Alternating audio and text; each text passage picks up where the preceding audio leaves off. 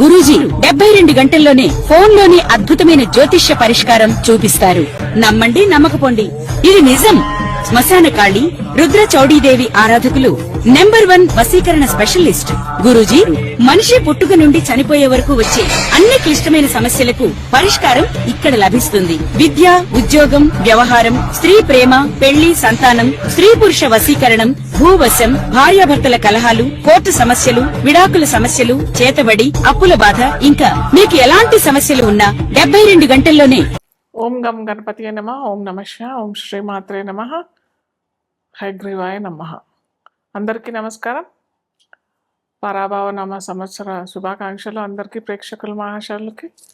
అయితే ఈరోజు మనము డిస్కస్ చేసుకునే టాపిక్ ఏంటంటే శని అస్తంగత్వం. అయితే ఈ అస్తంగత్వం అంటే ఏంటో చాలామందికి తెలియదు. అయితే ఏ గ్రహమైనా ఒక రాశిలో 30 డిగ్రీల వ్యాపకత్వంతో ఉంటుందన్నమాట. అది రవైనా సరే, 9 గ్రహాలు, మిగతా గ్రహాలైనా, అష్టగ్రహాలైనా కానీ 30 డిగ్రీల పరిమాణంతో కలిసి ఉంటుంది. అయితే ఏ గ్రహమైనా రవికి అతి సమీపంలో, దగ్గరలో వచ్చి ఆ వచ్చిన గ్రహం కనుక అతి సమీపంలో అంటే చాలా దగ్గరగా వచ్చేసేసి ఆ గ్రహం రవి నుంచి 10 డిగ్రీల లోపల అంటే ఉదాహరణకి రవి 20 డిగ్రీలలో ఉన్నట్టయితే దానికి సమీప గ్రహము 20 డిగ్రీల లోపల అని అంటే ఒక 15 డిగ్రీలు లేదా 22 డిగ్రీలు, అంటే అటు 20 డిగ్రీల నుంచి 30 డిగ్రీల లోపల అంటే 10 డిగ్రీలు వస్తుంది కదా. అలాగే 10 డిగ్రీల నుంచి 20 డిగ్రీల లోపల ఏదైనా గ్రహం, అంటే ఉదాహరణ తరఫున నేను చెప్తా ఉన్నాను, ఆ గ్రహం కనుక వచ్చినట్టయితే అది అస్తంగత్వం పొందినట్టుగా మనం జ్యోతిష్ శాస్త్రంలో పరిగణిస్తాం. అయితే ఇప్పుడు మనకి శని మీనరాశిలో సంచరిస్తుంది, ఆ సంగతి అందరికీ తెలిసిందే. అలాగే శనితో పాటు రవి అంటే సూర్యుడు కూడా సంచరిస్తున్నాడు. సో ఈ శని రవి సూర్యుడికి అతి సమీపంలో వచ్చింది. ఈ వచ్చిన ఈ దాన్ని మనం ఏమంటామంటే ఇంతకుముందు చెప్పుకున్నాం కదా, 10 డిగ్రీల లోపల వచ్చినట్టయితే దాన్ని అస్తంగత్వం పొందుతుంది అని అంటాం. సో ఇప్పుడు శని రవి అతి సమీపంలో 10 డిగ్రీల లోపల మనకి రవి సంచారం శని పైన మీనరాశిలో జరుగుతుంది. అది ఏ సమయంలో ఉందంటే మార్చి 8వ తారీఖు నుంచి ఏప్రిల్ 22, 2026 దాకా ఈ సంగత్వం, ఈ రవి సంచారం అనేది జరుగుతూ ఉంది. సో దీనివల్ల ఏ రాశుల వారికి ఎలాంటి పరిణామం ఎదుర్కోగలుగుతారు, ఎలాంటి సంఘటనలు ఎదుర్కొంటారు, మనము ఒక్కొక్క రాశిగా మనం చూసుకున్నట్టయితే, ముఖ్యంగా ఒక గ్రహం అస్తంగత్వం పొందుతుంది అని అంటే దాని యొక్క కారకత్వాలు, అంటే దాని యొక్క ఫీచర్స్ అన్నీ దెబ్బతింటాయి. అంటే రవి ఉదాహరణకి మనము ఒక బంతి పెట్టామనుకోండి, ఒక బంతి పెట్టి పెద్ద బంతి, దాని పక్కన ఒక చిన్న బంతి వచ్చిందనుకోండి, ఈ బంతి నీడలో ఈ చిన్న బంతి కనిపిస్తుందా? కనిపించదు కదా. సో అలాగే ఇక్కడ ఏమైంది, సూర్యుడు పక్కన శని కూడా పెద్ద గ్రహమే, కానీ అన్నిటికంటే సూర్యమండలంలో మనకి రవి పెద్దదైన గ్రహం, అంటే జ్యోతిష్ శాస్త్రంలో గ్రహంగానే పేర్కొంటాం. అయితే ఈ సూర్యుడు శనిని దగ్గరగా అతి సమీపంగా వచ్చి ఆ శని కారకత్వాలన్నిటినీ తనలోని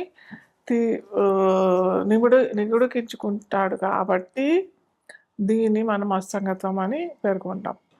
ఆ శని కారకత్వాలు అంటే ఏంటి? శని అందరికీ తెలిసిందే. కర్మకారకుడు, వృత్తికారకుడు, మన యొక్క కర్మాలన్నిటినీ దహింపజేసేవాడు శని. ఆ శని కారకత్వాలు ఇప్పుడు ఈ 40 రోజుల్లో అస్తంగత్వం పొందుతుంది. అంటే ఆ కారకత్వాలన్నీ కొద్దిగా తగ్గిపోతాయి. దీనివల్ల ఏమవుతుంది? దీనివల్ల ఏ రాశికి ఎలాంటి ఫలితాలు వస్తాయి? అది మనము ఇప్పుడు ఒక్కొక్క రాశిగా మనము చూసుకుందాం. లగ్నం.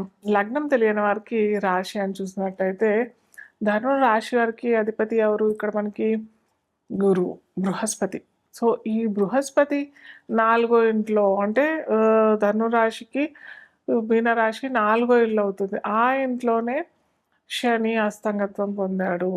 ఈ ధనురాశి అయిన గురువు శనికి కొద్దిగా అంతగా పడదు, మరీ మొత్తం పడదు అన్నట్టయితే కాదు. మనం జాతక చక్రంలో శని గురువుల కలయిక మనం ఏంటంటే ధర్మకర్మాధిపతి యోగం అంటాం. కాబట్టి ఇది అంత పెద్ద అవరోధం అని అయితే చెప్పలేము. కానీ తృతీయాధిపతి అస్తంగత్వం పొందాడు కాబట్టి అటు కొద్దిగా కుటుంబ వ్యవహారాల్లో అయినా, ఫైనాన్స్ రంగంలో అయినా కానీ, అటు టీచింగ్ రంగంలో ఉన్న వారికైనా కానీ కొద్దిగా అవరోధాలు, అడ్డంకులు వచ్చే అవకాశాలు చాలానే ఉంటాయి. కుటుంబ వ్యవస్థలో కొద్దిగా విభేదాలు, కుటుంబ సభ్యులతో కొద్దిగా కలహాలు, కుటుంబంలో కొన్ని చిరాకులు పరాకులు వచ్చే అవకాశాలు. కానీ ఇది చెప్తున్నాం కదా, వెరీ వెరీ టెంపరరీయే. ఏదో దీర్ఘకాలికంగా మీకు ఇవన్నీ సమస్యలు పొడిగిస్తాయి అన్నట్టయితే కాదు. అయితే ముఖ్యంగా గమనించుకోవాల్సింది ఏంటంటే ఇక్కడ నవమాధిపతి అయిన అంటే ధనురాశికి అయిన నవమాధిపతి రవి అవుతాడు. సో ఈ రవి శని అస్తంగత్వం రవితో శని అస్తంగత్వం పొందుతాడు కాబట్టి ఇంట్లో పెద్దవాళ్ళతో కూడా చాలా జాగ్రత్తగా ఉండాలి. ముఖ్యంగా తాతగారైనా కానీ, మామయ్య గారు, తండ్రి గారు, ఈ స్థానంలో గురుస్థానంలో ఉన్న వ్యక్తులతోని కొద్దిగా జాగ్రత్తగా ఉంటే చాలా మంచిది. వారితో ముఖ్యంగా విభేదాలు వచ్చే అవకాశాలు అయితే ఉంటాయి.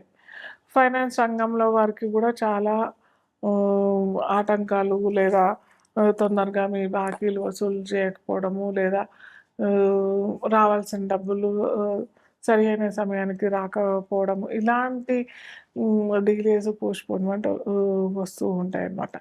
సో ముఖ్యంగా వీరు చేసుకోవాల్సింది ఏంటంటే శనివారాలు, గురువారం అయితే మీరు కొద్దిగా పసుపు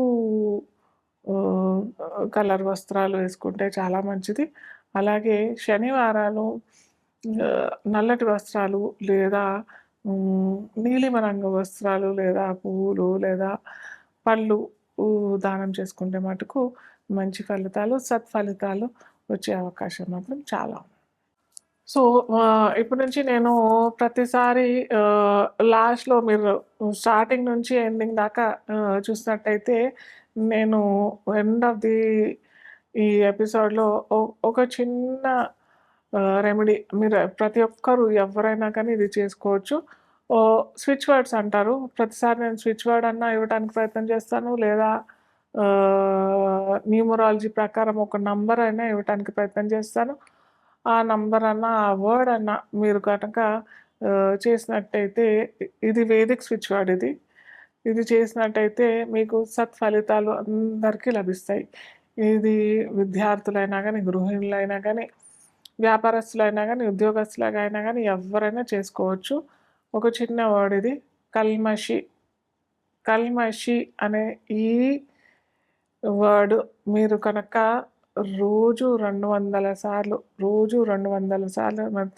చదివినట్టయితే మీ కోరికలు తీరుతాయి. కోరికలు అనంటే ఏదో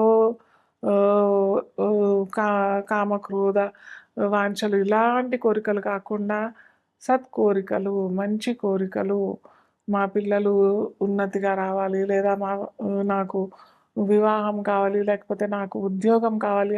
అలాగే కొంతమంది ఉద్యోగం ఏదో చిన్న ఉద్యోగం కాకుండా వారికి ఎంత ఉద్యోగంలో జీతం లభించాలో అంత కాకుండా ఎక్కువ ఆశిస్తుంటారు కూడా.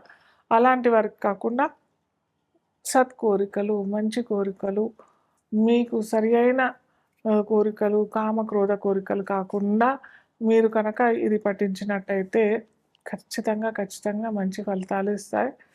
కల్మషి, మళ్ళీ చెప్తున్నాను, కల్మషి ఇది రోజు 200 సార్లు ఖచ్చితంగా నమ్మి చేయండి. ఖచ్చితంగా మంచి ఫలితాలు అయితే మీకు లభిస్తాయి.